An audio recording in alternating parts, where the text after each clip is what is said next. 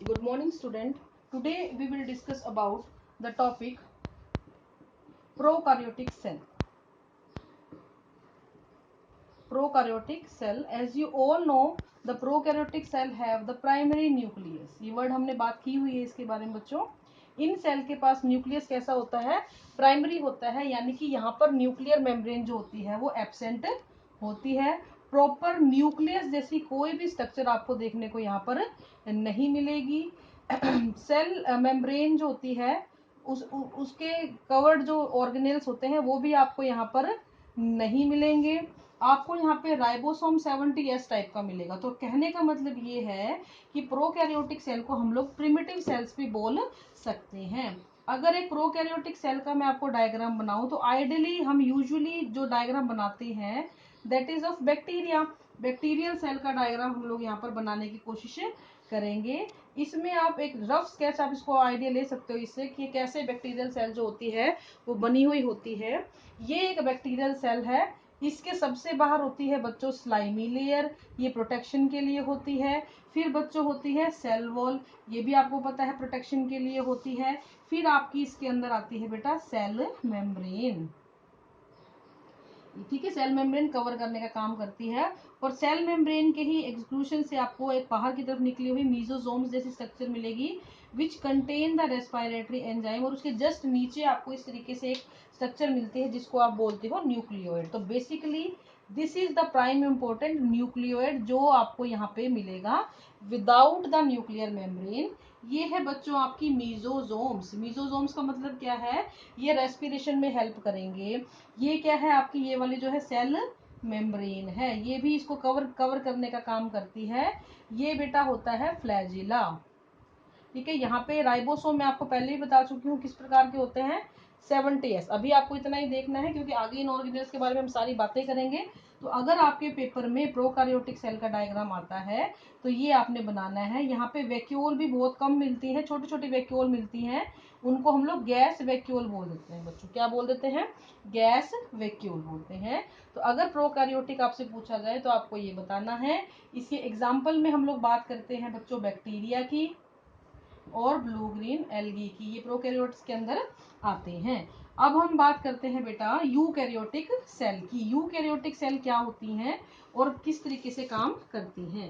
Eukaryotic cell जो होती है, यूकैरियोटिक सेल जो होंगी ना बच्चों, वो प्रॉपर एक सेल होती है. मींस जितने भी हायर ऑर्गेनिज्म है they all have eukaryotic cell. Eu का मतलब यहाँ पे है डेवलप एंड कैरियोटिक वर्ड आया है न्यूक्लियस से, यानी कि these cell have developed nucleus. कहने का मतलब क्या है कि इनके पास जो न्यूक्लियस होता है वो बहुत ही ज्यादा डेवलप होता है. यहाँ पर क्या होगा बच्चों, आपको मैं एक रफ स्केच अगर बना के बताना चाहूँ तो कुछ इस प्रकार से होगा. जैसे ये एक बाउंड्री मैंने आपको बना दी. न्यूक्लियस जो होगा ना एक ऐसे मेम्ब्रेन के अंदर कवर हुआ, यानी कि यहाँ पे इसका जेनेटिक मटेरियल है. और इस जेनेटिक मटेरियल के चारों ओर आपको क्या मिलेगा बच्चों? एक बाउंड्री मिलेगी. यही एक मेन इसका फीचर होता है यूकैरियोटिक सेल का. अगर आप प्रोकैरियोटिक सेल बनाते हैं तो वो कुछ ऐसी ही दिखती, लेकिन वहां पे जेनेटिक मटेरियल ऐसे ओपन ही पड़ा होता, उसके चारों तरफ कोई बाउंड्री नहीं होती है. तो ये एक बेसिक डिफरेंस आपको पता होना चाहिए. तो यूकैरियोटिक सेल में आपके एग्जाम्पल आ जाते हैं बेटा जितने भी हायर एनिमल और प्लांट हैं. यानी कि अगर मैं अपनी बात करूं या आपके आसपास जितने भी ऑर्गेनिज्म आपको नजर आते हैं, गाय भैंस भेड़ बकरी, जितने भी प्लांट्स आपको नजर आते हैं जिनको आप इजीली अपनी नेकेड आई से देख सकते हो, वो सब की सब क्या कहलाते हैं बच्चों? यूकैरियोटिक सेल कहलाते हैं. अगर हम यूकैरियोटिक सेल की बात करें तो उससे पहले एक चीज और हम डिस्कस करते हैं, that is cell shape and size. देखो, सेल शेप और साइज का मतलब यहाँ पर क्या है कि किस किस प्रकार की सेल शेप मिलती है. तो बेटा एक इरेगुलर शेप आपको देखने को मिल जाती है. इरेगुलर से आप समझ रहे हो, the cell which do not have any type of shape. इनकी कोई शेप नहीं, आपका जैसे मन करे आप इनको बना दो, इनकी किसी भी प्रकार की कोई शेप नहीं होती है. और ये एग्जाम्पल आपने छोटी क्लासेस से पढ़ते आ रहे हो, दैट इज अमीबा. ठीक है, इस तरीके से राउंड भी होती है या ओवल भी बोल सकते हो. ओवल शेप्ड होता है, जैसे कि आपकी आरबीसी होती हैं, इलोंगेटेड होती हैं. जितने भी आपके जाइलम के फाइबर वगैरह होते हैं वो सब इलोंगेटेड है, जाइलम फाइबर उसमें आएगा। ये इलोंगेटेड क्या है, इलोंगेटेड मतलब लंबी लंबी थ्रेड लाइक लंबी लंबी होती हैं, तो ऐसी सेल इसको आप बोल सकते हो, इलोंगेटेड शेप बोल सकते हो। इसके अलावा आपको ब्रांच्ड मिलेंगी, ब्रांच्ड विद इलोंगेटेड मिलेंगी। इसमें आपका एग्जांपल आता है बच्चों न्यूरॉन। तो कहने का मतलब ये है कि सभी सेल ऐसी हैं ऐसा नहीं होता, हर सेल की काम के हिसाब से, रहने के हिसाब से, जगह के हिसाब से, फंक्शन के हिसाब से अपनी अपनी एक पर्टिकुलर शेप होती है। जैसे आपको मसल फाइबर के अंदर स्पिंडल शेप भी मिल सकती है इस तरीके से टैपरिंग एंड के साथ, तो इसको हम स्पिंडल शेप बोलते हैं। आपको अलग अलग प्रकार की सेल की शेप पाई जाती हैं। इसके अलावा अगर हम सेल के साइज की बात करें तो साइज के हिसाब से जो है सेल बहुत प्रकार की है। ये कुछ माइक्रोमीटर से लेके सेंट और 2 सेंटीमीटर तक होती है, यानी कुछ माइक्रोमीटर से लेके कुछ सेंटीमीटर तक ये पाई जाती हैं। अगर हम एनिमल में लार्जेस्ट सेल की बात करते हैं तो ostrich egg is the largest cell, ostrich egg is the largest cell in the animal kingdom. अगर हम प्लांट की बात करते हैं तो एसिटाबुलेरिया सबसे बड़ा है। अगर हम एक सिंपल यूं कहेंगे कि ओवरऑल प्लांट किंगडम पूरे ऑर्गेनिज्म के अंदर कितना है तो पीपीएलओ आता है बेटा, एक pleuro pneumonia like organism, L है बेटा ये, ठीक है, पीपीएलओ ऑर्गेनिज्म। तो ये जो है इसको हम माइकोप्लाज्मा भी बोल देते हैं। तो ये जो माइकोप्लाज्मा है ये भी क्या है, स्मॉलेस्ट है, ये सबसे छोटा है, स्मॉलेस्ट। अगर हम लॉन्गेस्ट सेल की बात करें तो लॉन्गेस्ट सेल में आपकी आती है बेटा नर्व फाइबर। तो इस प्रकार से आपको डिफरेंट डिफरेंट टाइप की सेल देखने को मिल जाती हैं, अलग अलग प्रकार की सेल आपको देखने को मिल जाती हैं। साइज अलग होगा, शेप अलग होगा, लेकिन एक चीज हमेशा ध्यान रखो, कोई भी सेल का साइज है, कोई भी सेल की शेप है, वो किसी ना किसी वजह से है, वो किसी ना किसी ऐसे फंक्शन को परफॉर्म कर रही है जिससे उनकी साइज और शेप जो है पर्टिकुलर हो गई है। यहाँ पे एक इंपॉर्टेंट चीज और आती है, that is the cell volume. तो सेल वॉल्यूम का मतलब होता है सेल के अंदर जितना भी आपका कंटेंट है, that is called cell volume.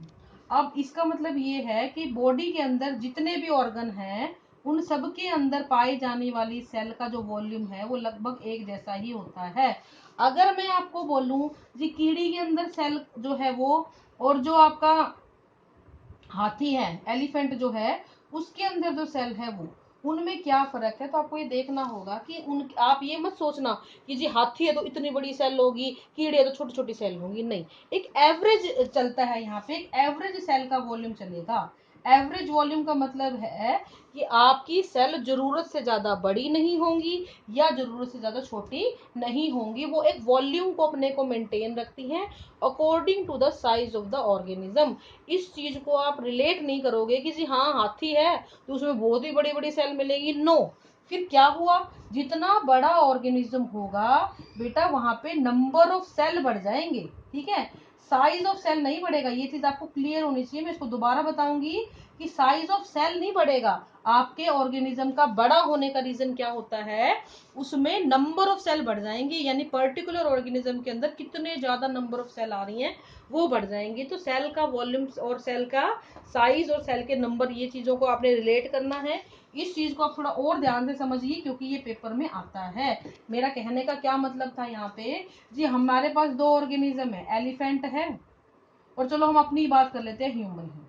अब हाथी और हमारे अंदर बहुत डिफरेंस है, ठीक है, हाथी हमसे बहुत बड़ा है, हम उससे बहुत छोटे हैं, लेकिन यहाँ पे क्या है, सेल का साइज हमारा भी और हाथी का भी लगभग बराबर होगा, लेकिन हमारे साइज का डिफरेंस जो है वो किसने कंपनसेट किया हुआ है, हाथी में नंबर ऑफ सेल बहुत ज्यादा है और ह्यूमन में नंबर ऑफ सेल बहुत ही कम है। तो ये चीज आपको देखनी है कि सेल का वॉल्यूम हमेशा बराबर रहता है सबके अंदर।